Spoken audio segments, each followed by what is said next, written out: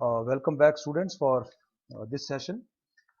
We have already studied about innate or inborn or non-specific immunity in detail. As you are aware of that, in the beginning we have discussed that immunity is of two types, that is innate or inborn, and second one is the acquired or adaptive, or may be also known as specific immunity. This is third line of defense. Now, in acquired immunity, uh, it is of course the pathogen specific immunity. So now here the receptors are acquired during the lifetime of the organism.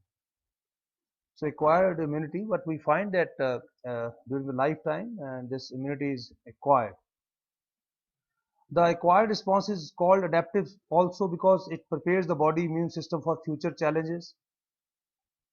And of course it is the specific, so naturally the name specific is also at times we take.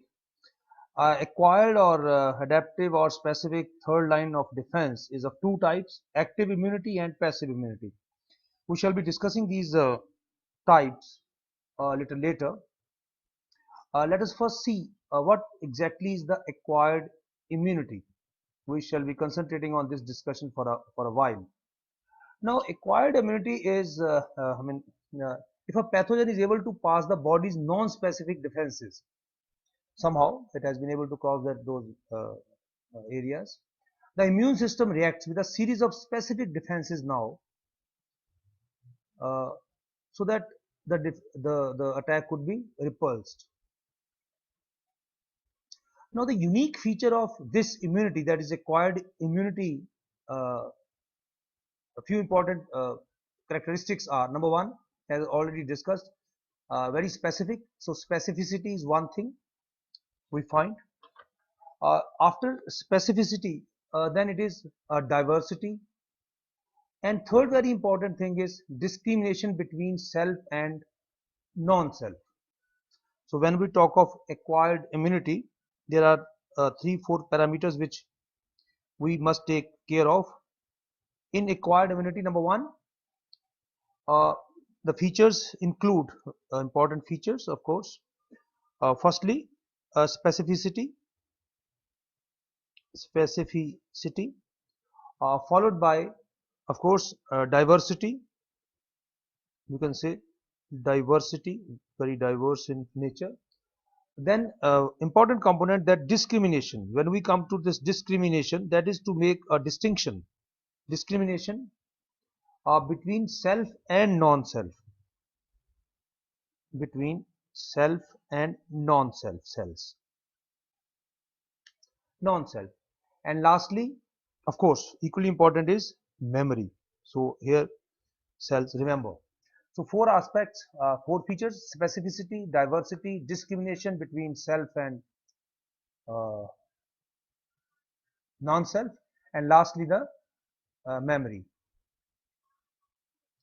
Now, what are these cells of adaptive immunity?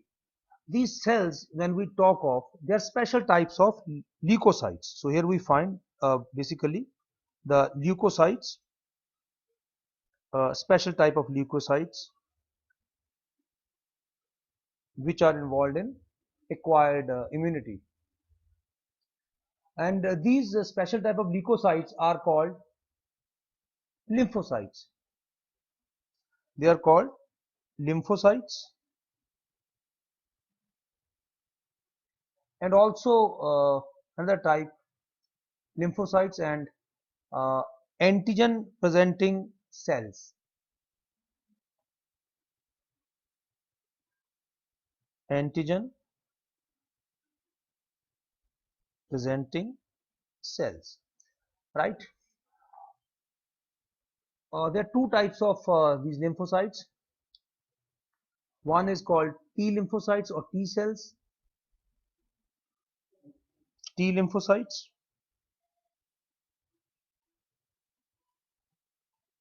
and second is of course uh, uh, B lymphocytes.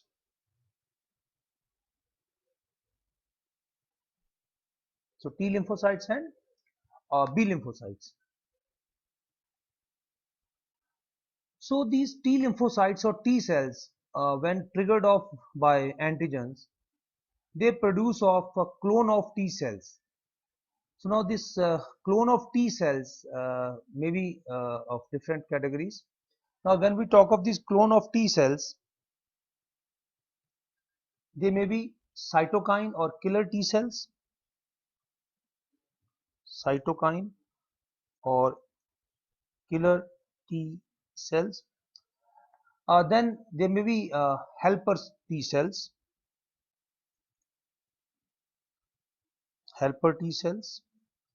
followed by another type of cells, suppressor T cells, suppressor T cells, and lastly, equally important are the memory T cells,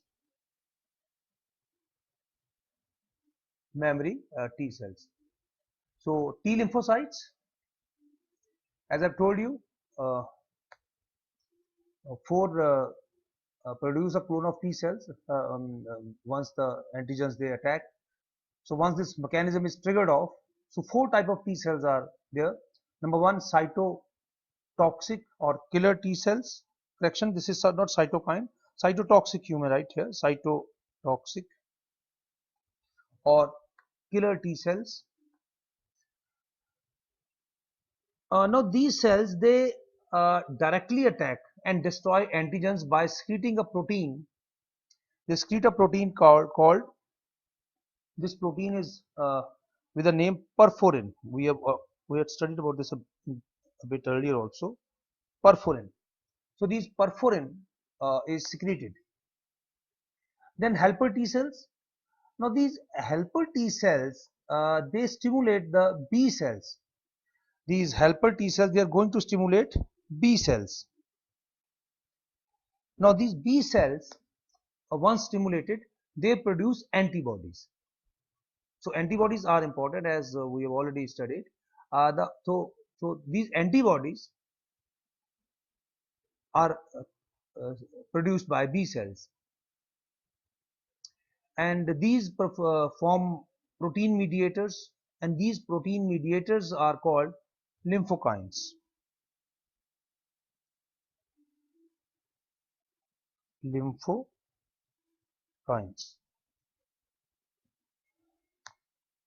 Then comes the third type, that is suppressor T cells. Now suppressor T cells play a very important role because basically they check on entire immune system from attacking the body's own cells. Because here a distinction has to be made between the self and non-self. So suppressor T cells check on entire immune system from attacking the body's own cells. And lastly, the memory T cells, they are basically sensitized T cells. These cells, they retain memory of antigen specificity for future, and sometimes lifelong specificity we find.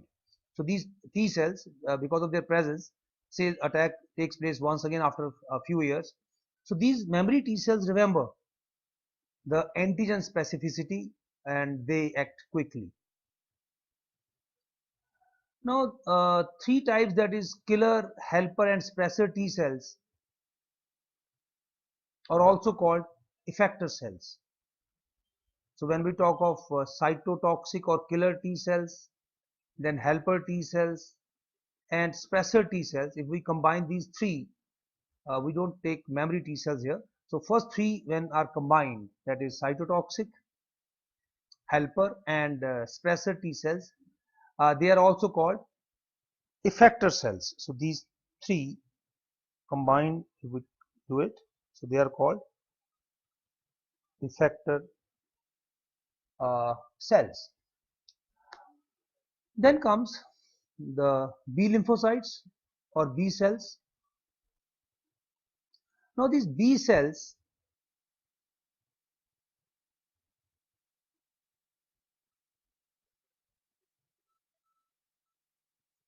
well student, now we start with the B cells. As we have already studied about T cells, these T cells are formed in the bone marrow.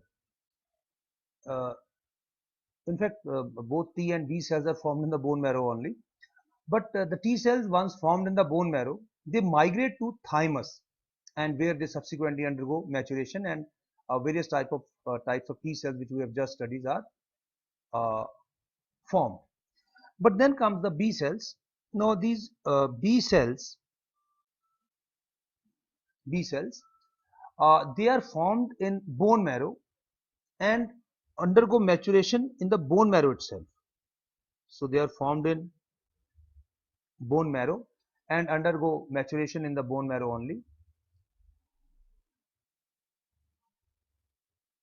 They produce antibodies. Antibodies. These antibodies give rise to uh, two types of cells. Firstly, the plasma cells.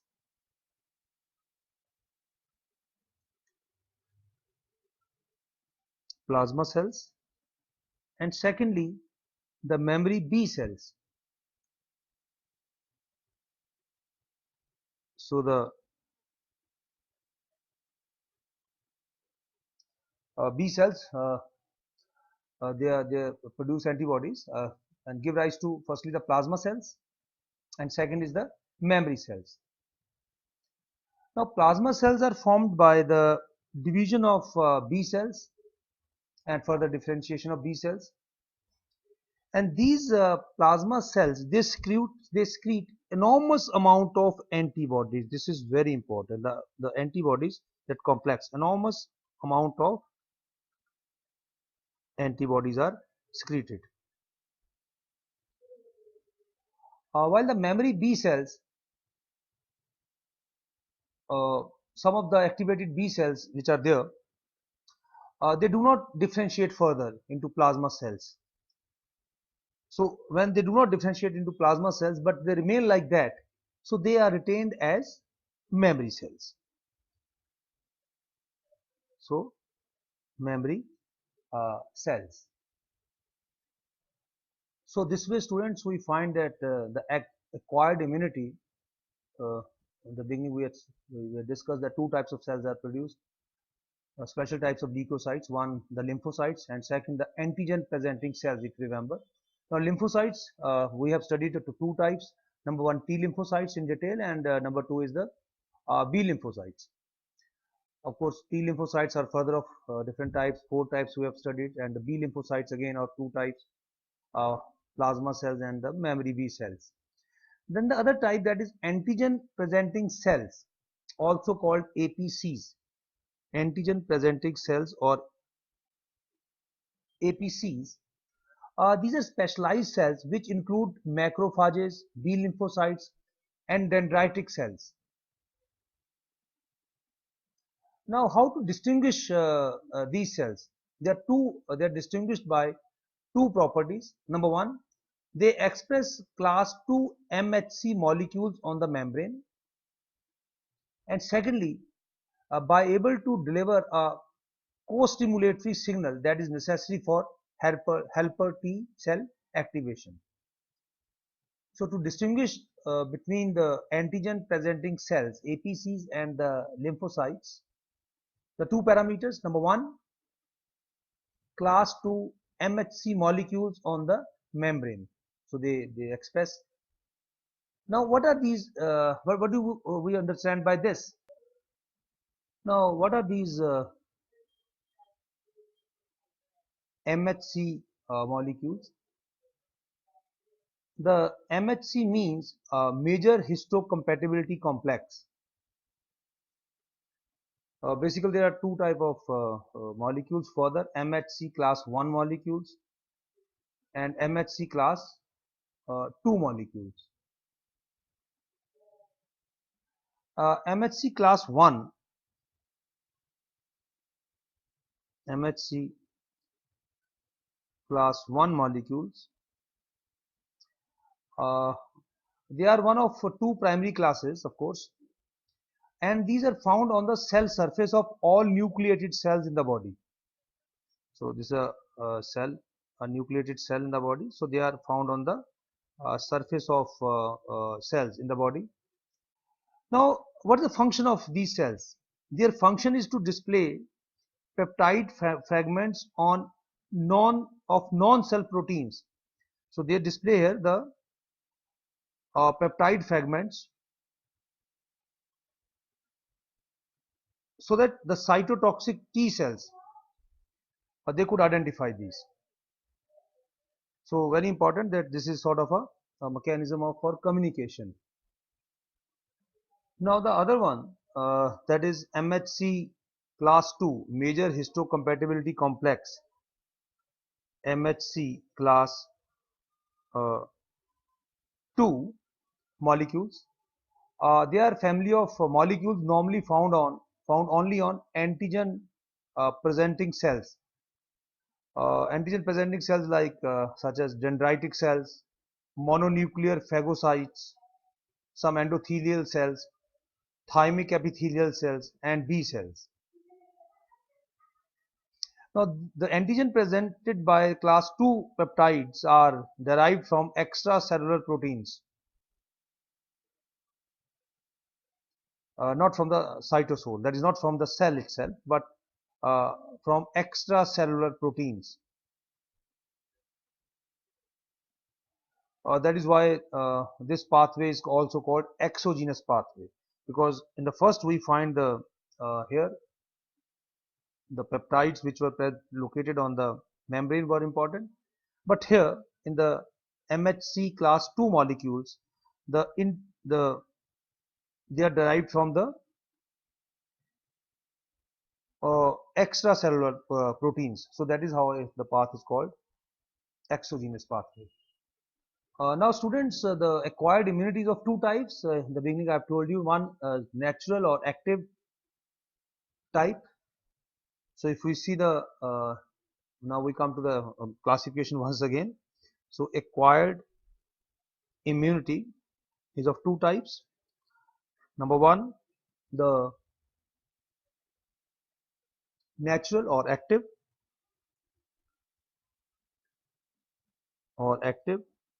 and number two is the artificial or passive. Artificial or passive.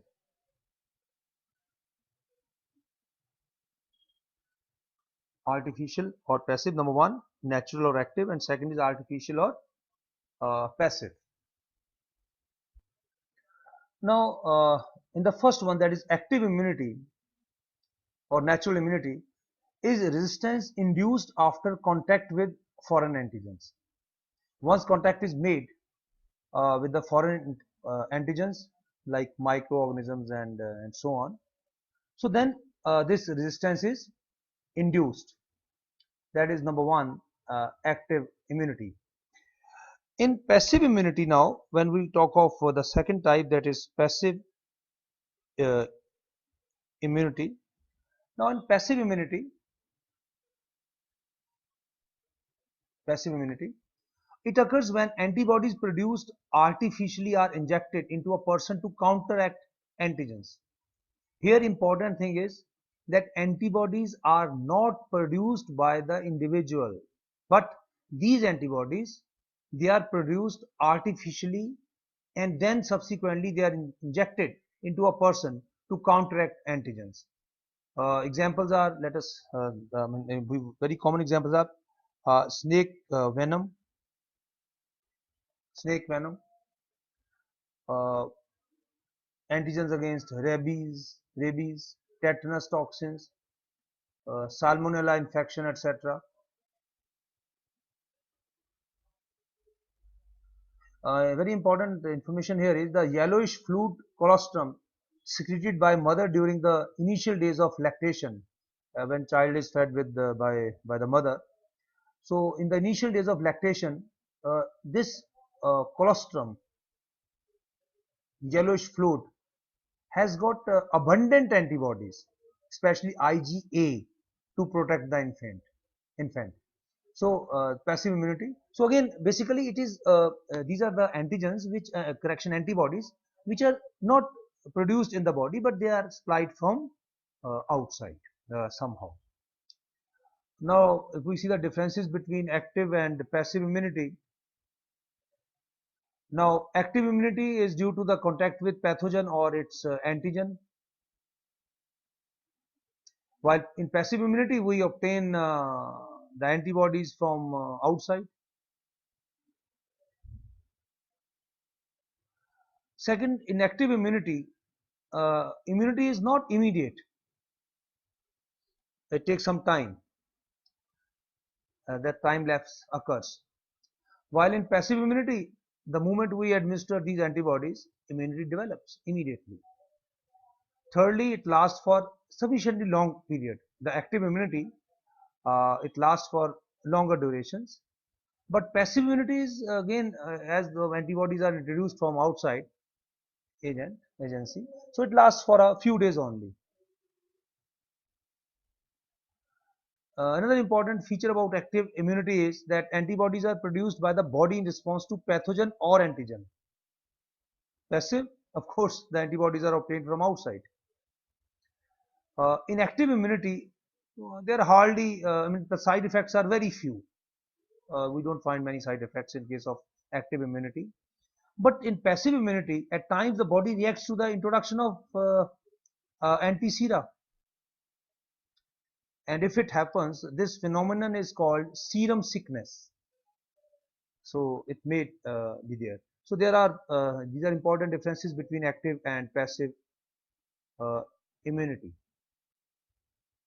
With this, we finish our important lecture on uh, the acquired immunity, both types, active and passive.